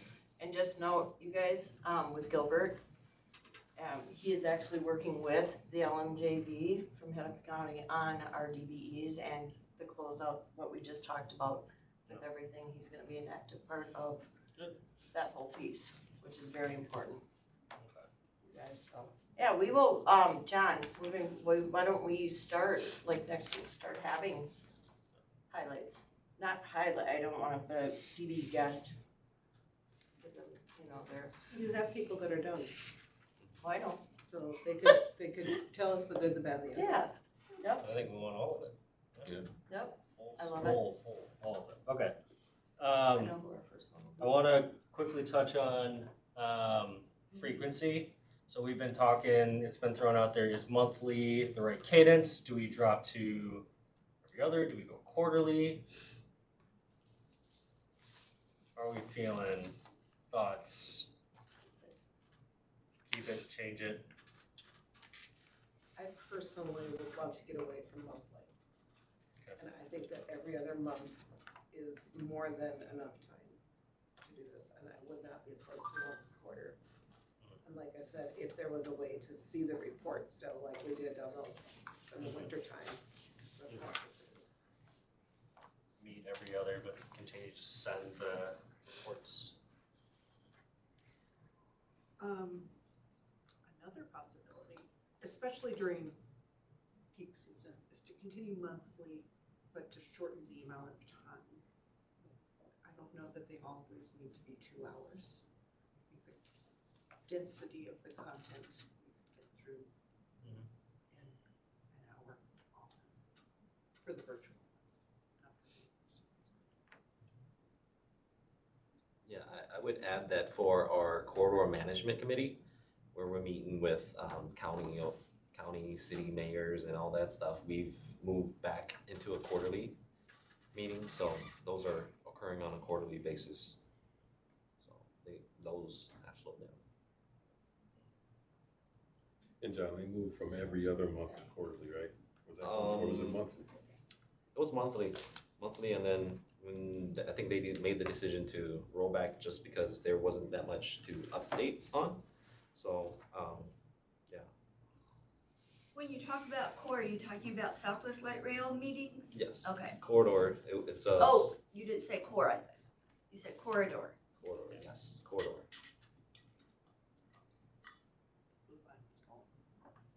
Blue line's not going anywhere. No, it's meeting more regularly.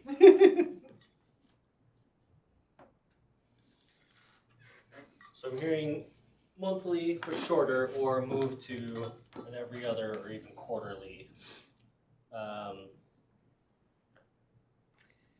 I'll just say it, I've said it before, to me, I don't need to hear the project update, it means absolutely nothing to me in my day-to-day, I think that takes up time. No I agree offense, with I don't that. really care where the hell you guys have been either, as far as all the parties that you're putting on with all the potential apprentices and all the stuff that you're doing out there. I think it's amazing, I think it needs to be part of your efforts and in telling people, and in your story personally with the council, and maybe the workforce people feel differently, but it's amazing work that you're doing, I just don't know that it's my takeaway. Personally, it's not my takeaway. So I'm gonna ask the question again. What is this meeting for? I asked that the other day. It's an advisory board. What are you advising us on? Mike and I are checking the box for you. I said it outright. Advisory board, we're talking about DBE and workforce development, recruitment, also DBE side, and development. What are we doing? And you wanna lessen it. Well, I think that's why Pretty harsh for me to say it. Well, I don't take it as harsh. I think that's why the purpose of this conversation is to. What are we here for? Yeah. To figure that out And you wanna lessen it. and to be, so that it holds value. And I think there's been some things that have been brought to the table that would provide more value for the members here. Now, I can say selfishly what I get out of it, but that's probably the wrong way to look at it. So for me, it's important that we do have value when we meet here. And I think there are some things that have been brought that can add value to the conversation and serve as an advisory role, especially, like I said, selfishly, I'm looking forward Like our to conversations, yeah. Blue Line and to others, and I want to be able, again, I've said this, I don't want to be having some of these same conversations. Right? That we had 10 years ago during the other, Yes. oh, come on. I don't know how you get away with it. Yeah, I don't know how you get away from this conversation until you get at, because you got all the apprenticeship numbers, right, from the workforce. Where's the laborers, where's the superintendents, where's the foreman, where's the progression up? Yeah. We don't see that, you know? So if you took away all the hours before 2018 and said, okay, what are we doing? We're probably close to the numbers. We're probably closer to 20, 32, and 20 than we are through that, if we look at that. So you have to progress, it'll be long-term. You have to say, how is this efforts progressing towards the workforce, the 20 and 15-year employees that are running the workforce. It's gonna take long. I don't know how we get away from it and say it's a done deal. I agree, and I like, again, that's my focus, but here's the thing. We already pointed out the people who have been at this particular setting longer than I have. And this was and this is not an excuse, this was put into place before I arrived. So it was a specific purpose for this project, which I think has some shortcomings in it, because if we start talking about the industry and we start talking about how then people start saying, hey, what, this is the Southwest Light Rail Green Line project. But if you took the SLRT project and you compared it to CCLRT, if you look at 30,000 viewed, this number is way better as far as POC and female. I can tell you that right now. I know that. I can tell you that too. The DB numbers are similar. better. Are similar. Well, I think they're Once better all the than- credits are taken out and everything's taken out, it's gonna be pretty close. It's gonna be relatively close. But You if we're going to takeaways and what this meeting is for, Right. I want you to look at who's at this freaking table. Yeah. Just like with the last one, at the beginning, everybody and his uncle wanted to be at this table, and everybody was in the room, and everybody showed up. And we had to have alternates. But what are we down to? That is not an agency person or a contractor. You have me and Maura. Dan was gonna be here today, but he was actually driving. Just to let you know, I did contact well, that's why Rick's here today too.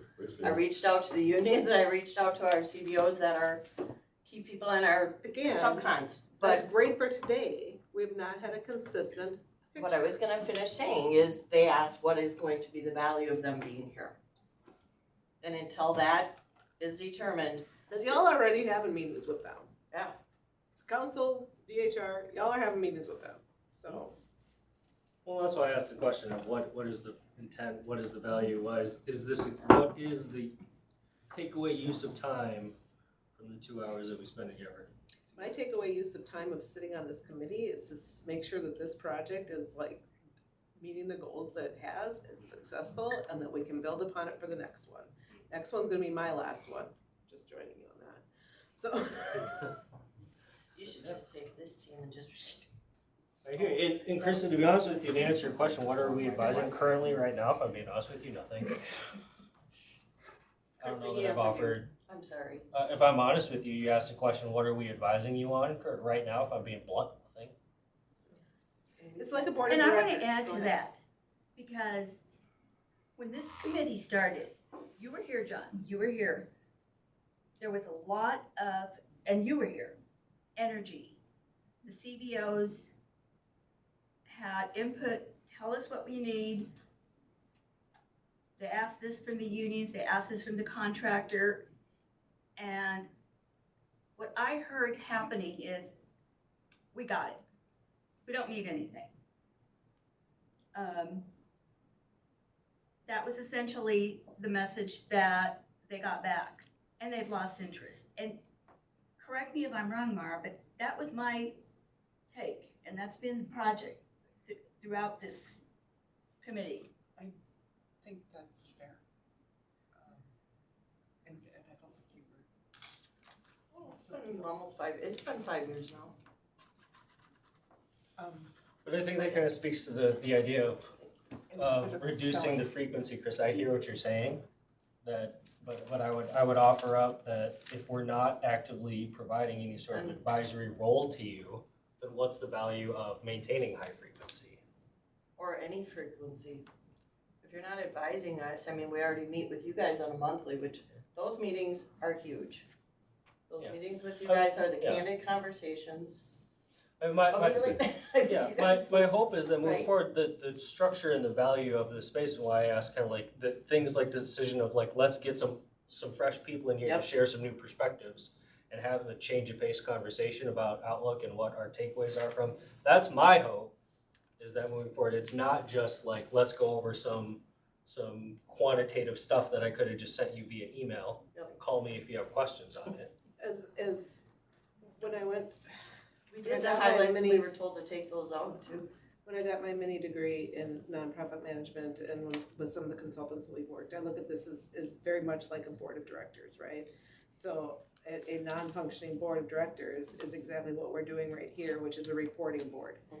And we listen to the reports and we all go, cool, and we walk away. And that's not, But to Elaine's point, if you're the executive director, you either build an engaged board by asking them questions, by giving them things that are, we could do this or we could do that. What do you think? You engage a board by putting decision points in front of them. If you go to your board and you say, hey, here are my financials, everything's good. Please move to accept them. All right, thank you all. See you next month. oh, I know the difference. I know how to build the difference. Yep. I have an engaged board. I'm saying, right now, we're reporting board, and what do we want? That's why I put it on the slide. Well, I mean, for me, you know, kind of listening to what Elaine and Maura is saying is that I'm in agreement. It's like, from listening to folks from the beginning of the this committee, was that people wanted to put problems on the table, to have resources devoted to them, to have conversation and dialogue about problems. And I guess that's the question. What DBE problems do we have that we want to put here in front of everybody to advise on? What workforce problems do we want to put here for everybody to advise on? And if, you know, we don't have that, then there's really nothing to advise on. So, I mean, for me, when I work with DBEs, I've suggested that they bring stuff here if they feel like they can get traction here. And they don't want to bring stuff here. So I'm not going to push them to do that. You know, I'm going to follow their lead because it's their business on the line. So that's where I leave it at. That's the tricky. But can you guys who know this thing, like, so that we don't need to be solving for Albertsons, but we can say, so I was in the community and this is the issue that was going on. Like, we don't need to know who, right? Is it But we safe can advise for- on the problem. Yeah, the problem Some itself. solutions. Not, I can't advise on the DBE problem, but, I mean, you have offered lots at the beginning, timeline stuff. And at the they- beginning, we had people that were in this room that also represented DBEs, and they have long moved on. Yeah, I think that becomes the tricky point for us, what John just mentioned. Because when I'm part of many meetings with DBEs that are having issues, and we're trying to resolve those issues. Sometimes we're able to, sometimes I get frustrated. I go through all of those types of things, but I don't know that that's appropriate for here. Now, the overall issue of prompt pay and what we can do is something maybe that we can advise on, but even still, there's gonna be a limit to how raw and how open we can get around that stuff as well too. It just is. I'm not going to, so I'll leave that at there. The other part is, Because if you were to compare it to workforce, it's no different than saying, hi, there was a female employee that was shown right for it on the job site, and this all Right, happened. right. I mean, you're literally getting into that person's persona, and it gets uncomfortable. And again, who's gonna advise on it? But we can bring up the overall issue and strategize on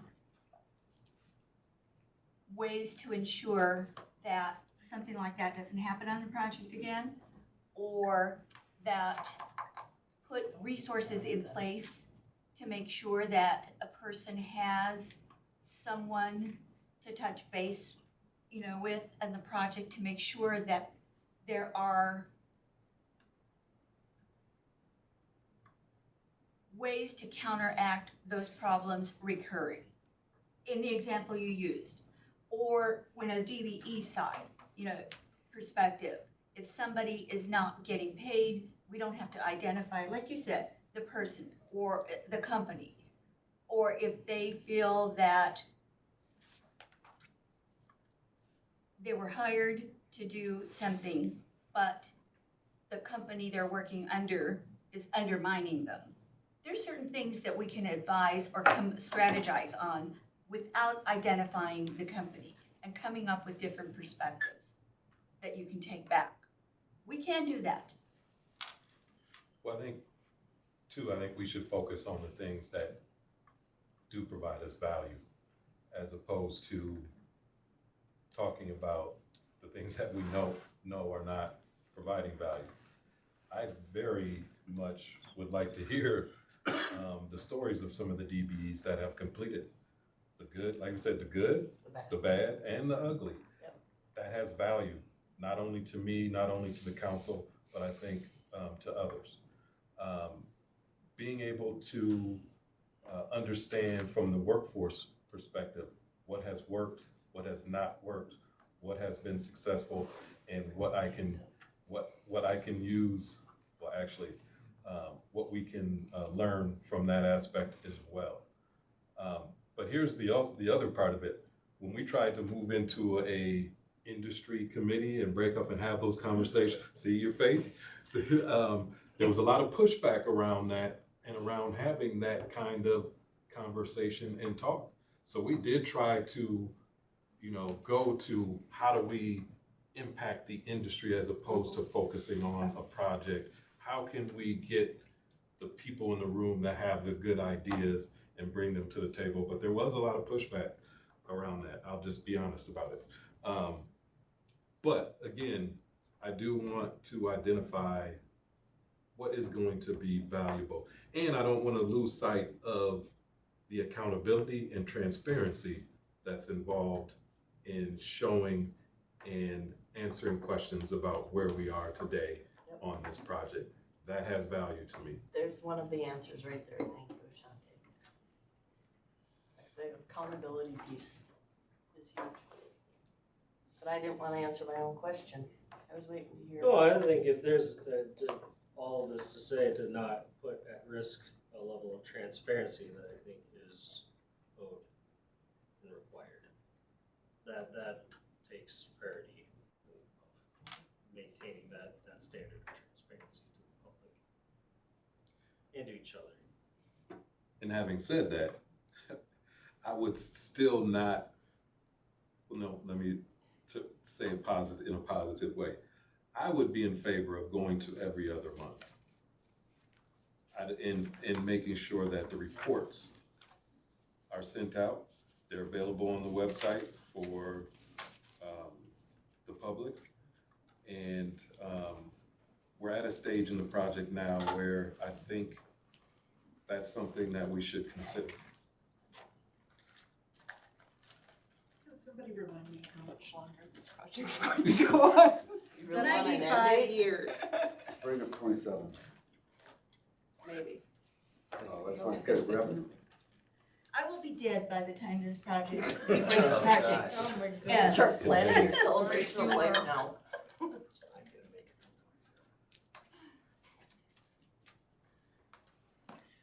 Alright, I should knock on wood. To move. we needed an equity, one thing I will say, moving forward, there should be a written equity plan for the next one. Coming I from the agree. owner. Huge. It was huge. And the state capital project. There wasn't an equity plan that was drafted for that. And there wasn't an equity plan for the, It was in the scope. But anyways, regardless, it's something for the council to always keep in mind moving forward on any project. Oh, we're I know, definitely, poor thing. believe me, I'm in meetings weekly on Blue Line and what, I was just thinking, what kind of things should I, or can I announce Right. around that project? So, but there are decisions, we are, and to me, the time up until Blue Line right now is the important Can we, time. as a committee, make a formal recommendation to the Met Council that you can carry back, saying the Southwest Advisory Committee strongly recommends that an equity plan be written for the Blue Line before construction starts? Would that at all help? No, you can't do that. Of course, no, of course. I mean, I yes. would like to make a motion. I second her motion. I think, William has that captured in the notes. John's writing it down. I would like to know why there are no workforce meetings occurring on the blue line, for the blue line. They canceled them. Well, I think that's for another, that's for another meeting, I think, and another audience. And I don't know that anyone from Hennepin County is here to answer that question. This is a Met Council project. Why can't Met Council answer this? It's kind of a county project. We'll save it. Yeah, it's a whole different You discussion. all can save it, I'm not. Getting I wanted to provide a little bit of clarity. So I think there was a question earlier whether the PowerPoint slides were sent out. And I thought I did, but then it was a different message, so I did not send that out to everybody, but I can do that after the meeting. Thanks, John. So we can vote on this frequency thing and, but I'm just gonna recap some of the things that I've heard. One, there's value in stories, in hearing that stories to be able to advise us on where we've been, what has occurred, what has worked, what has not. The accountability and transparency piece is important, and I never want to lose sight of that.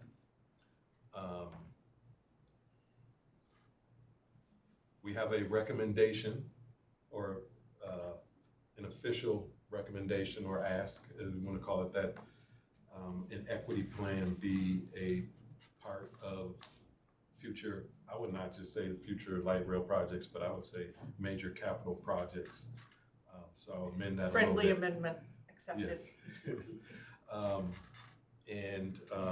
Because that has shown that has been effective based on the experts we have here at the table, that has been effective.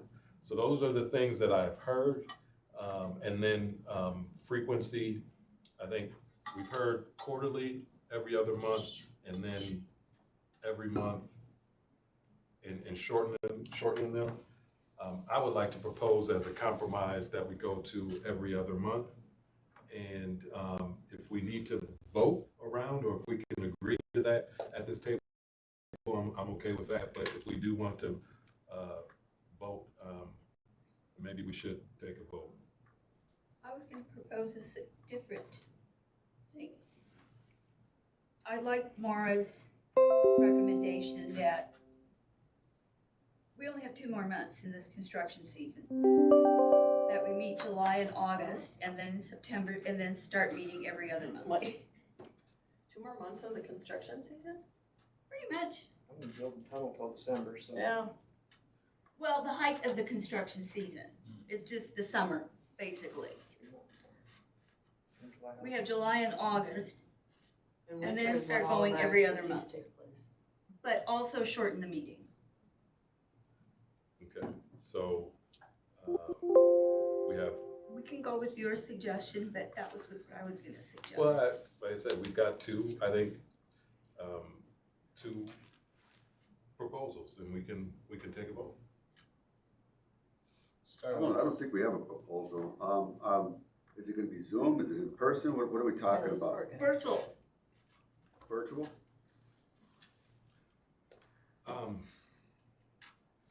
That's a good question, Mike. I don't know. I don't know the answer. I mean, if we were doing it virtually every other month, or are we meeting once a year? It doesn't matter to me.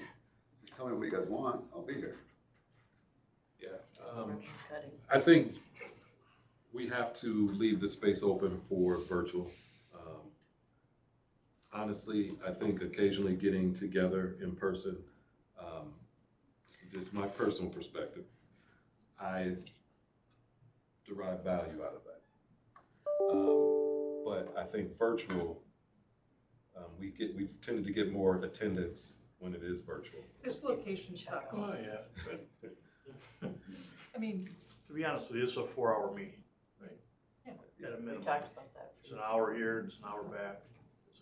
a 4-hour meeting. Right. So, So when I talked about continuing to be monthly and shorter, I also was implying virtual because I mean, it doesn't make sense to drive for an hour to a 1-hour meeting either. MDHR has previously offered our offices, which are the Griggs Building in St. Paul. It's a more central location, except for Hopkins, the Hopkins folks over there. The project. See what COVID did? I mean, I think any in-person venue is going to be complicated for someone or another, or some group or another. I just think, even if it's, you know, I like I said, once a year to be in person, I don't think is a hard ask. Be careful what I'm saying that, I could have slipped up easily, but I think virtual has to be kind of the foundation of the meeting. Like I said, I think it drives attendance, and for all the reasons that folks mentioned. So that's my 2 cents. I agree. Every other month, virtual, we could hold one in person, maybe beginning of the season, May. Well, at Or the end of however the it shakes season, out. August, and it's one a year. I mean, we don't have to necessarily know that. If summer falls on a Saturday, we'll have a picnic, I mean. That's Oh, not necessarily we on almost the read side, that like which month it's gonna be. Hey, you know what? There's something to that. There actually is some science behind breaking bread together, and so I know we're joking about that, but there's it's the difference in engagement. yeah. Everyone can still turn off their screens and not pay any attention. It doesn't- Yep. Well, I mean, I think That's that's why I back to always the fact call them that questions. each of us derive value from about 15 minutes, right? Just about 15 minutes you're getting value of, Barb, when we go over the spreadsheet. Unless we added in the things that would make it more valuable. And I get value out of the 15 minutes of going over the workforce reports. And neither of us care about the construction project update, sorry. We're just not nerds in that specific way. Somebody else on the Zoom call, that's probably the 15 minutes that they're really interested in. Well, I'm a nerd like that, but I don't need it in this venue. I can, matter of fact, Yeah, I I get can, the email on Fridays that gives me the same Actually, we thing. could even give them more. Yeah. no, I just like I said, I just like asking those kinds of construction. Like when I was at MnDOT, it was fascinating for me when they did Devil's Triangle, and now that I live close there, It's That's not so new. much. the new material that they're using on the bridge and all that, and learning about that, I'm a nerd in that way. I like asking questions about the construction and engineering, all that stuff. But I agree, I don't, it doesn't, at this meeting, I don't know. But I think it is valuable to have the project folks here, because as we do know, prompt payment and things like that are important, and they play an important role in that process.